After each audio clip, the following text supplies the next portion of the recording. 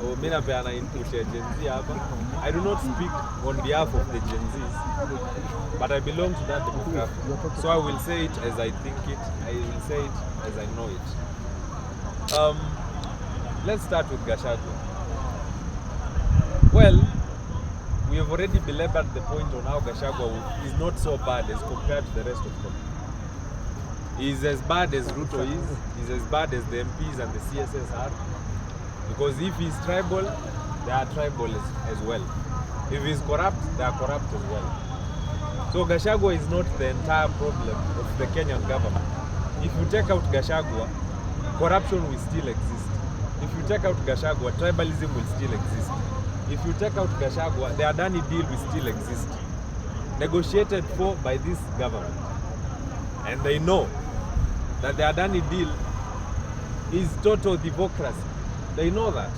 They know the Kenyans are against it, but they want to push it because they already have a way of benefiting from that deal. Gachagua is not Adani. And even if he goes home today, that Adani deal will still go on. Adani itachukua the Mombasa port, Adani itachukua the Jomo Kenyatta International Airport, Adani itachukua KPLC na KenGen, so wako na Ketraco. They will take all of the state agencies' energy. And this will happen because you have a government that is interested in auctioning this country. Not Gachagua, the entire government. Because Gachagua did not sign the Ketraco deal. Opiyo Wandayi did. Opiyo Wandayi is coming from ODM. And here we thought ODM was the messiah and the solution to the Kenyan leadership problem. Kumbe ODM was just another Kenya Kwanza government. Ni opportunity hawako wamepata. When they got the chance, they are behaving the same as the government. ODM is the one spearheading the takeover of this country, the takeover of our airports, of the Mombasa port, of the energy sector is being spearheaded by ODM, one-on-one. The cabinet secretary for treasury is the one orchestrating and planning all this. He is signing these deals and giving a go-ahead to the government to take over this sector, that other sector, that other sector. Opiyo Wandayi is coming from ODM. We thought he would be clean, but he is not. So this Gachagua issue should not be pushed to Kenyans as if this is the only issue we should be considering. Yes, Gachagua is bad, but yes, they are also bad, all of them. Today, the court was unable to give a verdict and a judgment on anything. Nothing substantial happened in court today because the lawyers, for the Gachagua lawyers, were arguing that the Deputy Chief Justice probably does not have the powers to appoint a 3-bench judge to discuss matters impeachment.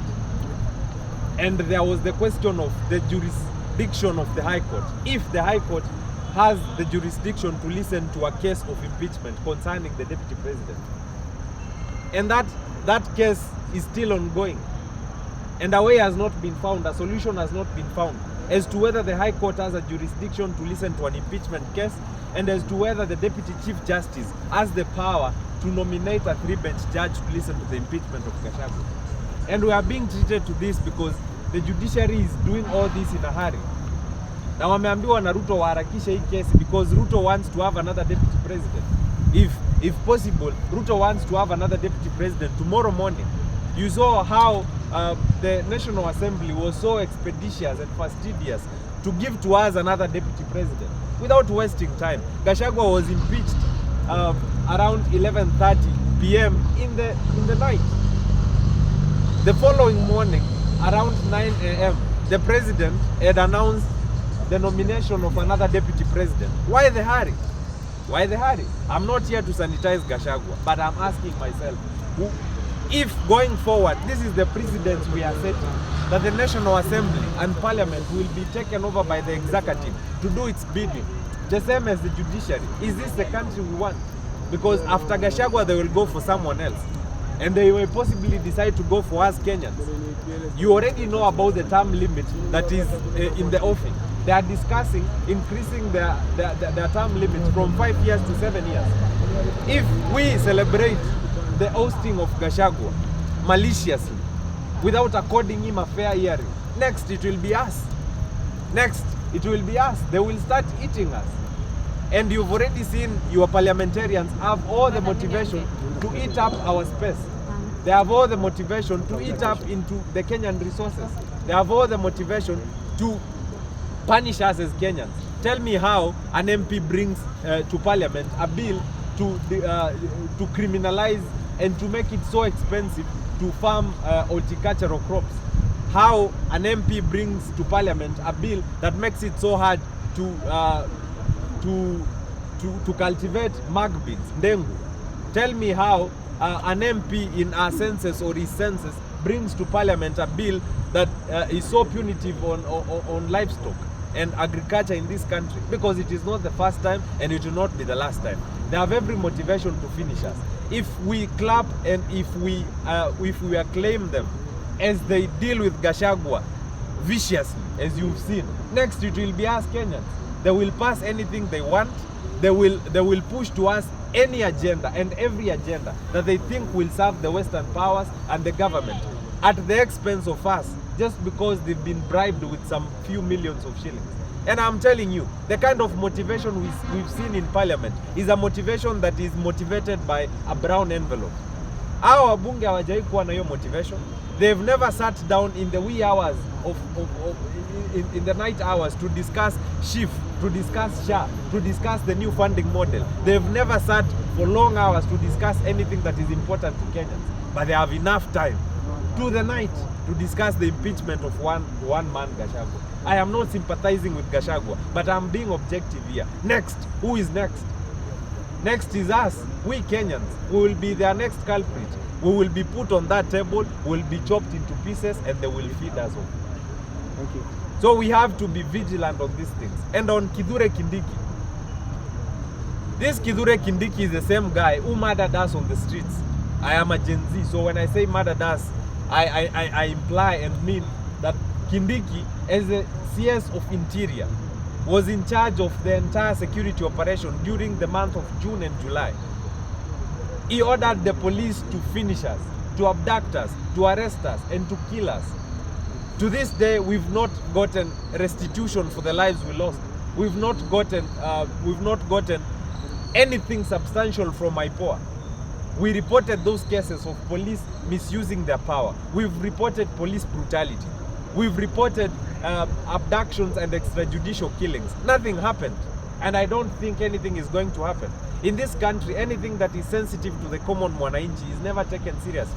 But they will take anything serious that touches, that is being pushed by the executive. But things that are important to us, for example, getting a closure on the police officers who misused power in June and July is not important to the executive. It is not important to them. That is why they have no motivation to give to us those answers. They have no motivation to take those officers to court. They have no motivation to reach out to those families who lost their loved ones. They have, and you saw the other day on this past Sunday, they denied us access and entry to Uhuru Park. They do not want us to hold a memorial for the youth we lost and for the Gen Zs who lost their lives and who found themselves in between the police and the GSU. They do not want us to remember those youths. They do not want us to celebrate those youths. But to this day, we celebrate Mau Mau. We celebrate those that gave us the independence of 1963. But to them, it is not important to celebrate those that have given us another independence in 2024. As a Gen Z, that irks me. That makes me so furious. And I wonder and ask myself, when are we going to have better? When are we going to have different? This Kithure Kindiki superintended over the deaths and the abductions and the killings of Gen Zs. And this is the guy you want us to accept as the next deputy president. This Kindiki Kithure has amassed millions of money in 2 years. Unexplainable wealth. You cannot tell me that a CS has made around 100 million in 2 years. But when he was not a CS, as a senator, he was not in a position, he was not able to make that money. So tell me if that is not the Ministry of Interior's money talking.